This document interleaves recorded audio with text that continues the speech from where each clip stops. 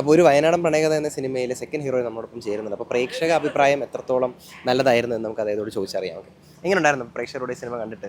എല്ലാവരും നല്ല അഭിപ്രായമാണ് പറഞ്ഞത്. പിന്നെന്ന് പറഞ്ഞാൽ ഇത് നമ്മളൊരു 5 years എഗോ നമ്മൾ ഷൂട്ട് ചെയ്തിട്ടുണ്ടായിരുന്നതാണ്. കൊറോണന്റെ ടൈമിലായിരുന്നു. അപ്പൊ അതിൻ്റെതായിട്ടുള്ള കുറച്ച് ഇഷ്യൂസ് ഒക്കെ ഉണ്ടായിരുന്നു. നമുക്ക് ആളുകൾ കൂടാൻ പറ്റില്ല, അങ്ങനത്തെ ഒക്കെ. അപ്പൊ അതിന്റെ ചെറിയ പരിമിതികളൊക്കെ ഉണ്ട് സിനിമയിൽ. പക്ഷെ എല്ലാവരും പോയി കാണാ, സപ്പോർട്ട് ചെയ്യാ. ഓക്കെ, അപ്പോൾ 2020 ഷൂട്ട് ചെയ്തായിരുന്നു. 2020. ഓക്കെ, അപ്പോൾ ഇത്ര നാളെടുത്തപ്പോഴത്തേക്ക് വിചാരിച്ചായിരുന്നു ഇത് ഇറങ്ങാൻ സാധ്യത? അറിയില്ലായിരുന്നു, ഭയങ്കര ഷോക്കായിരുന്നു. പിന്നെ പെട്ടെന്നാണ് ഇപ്പൊ റിലീസ് ഡേറ്റ് ഒക്കെ വന്നിട്ട് പെട്ടെന്നായിരുന്നു.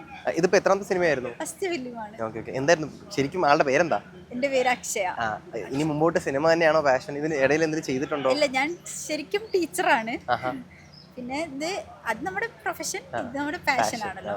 പാഷന്റെ പുറകെ എന്തായാലും പോവുമല്ലോ. പാഷൻ തന്നെ പ്രൊഫഷൻ ആക്കാനുള്ള എന്തെങ്കിലും പ്ലാൻ ഉണ്ടോ? അത് അത് നമ്മുടെ ഭാഗ്യം പോലെ ഇരിക്കുമല്ലോ, അത് പറയാൻ പറ്റില്ല. അപ്പൊ എന്തെങ്കിലും മുമ്പോട്ട് എന്തെങ്കിലും സാധനങ്ങൾ ചെയ്തിട്ടുണ്ടോ? ചെയ്യണം എന്ന് ആഗ്രഹമുണ്ട്, ചെയ്യും. എങ്ങനെയുണ്ട് പ്രേക്ഷകരുടെ അഭിപ്രായം മൊത്തത്തിൽ? പ്രേക്ഷകരെല്ലാവരും കണ്ടവരൊക്കെ പറഞ്ഞത് നല്ല അഭിപ്രായം തന്നെയാണ് പറഞ്ഞത്.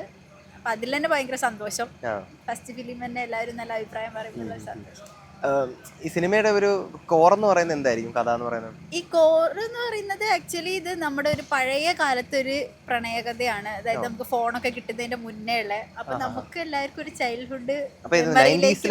അതെ അതെ.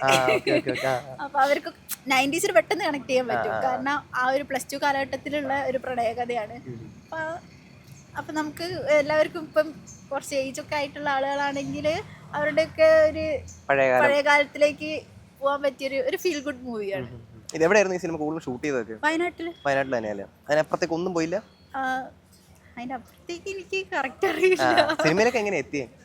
ആക്ച്വലി അത് മെയിൻലി ഇതന്നെ കൊറോണ ആയ സമയത്ത്.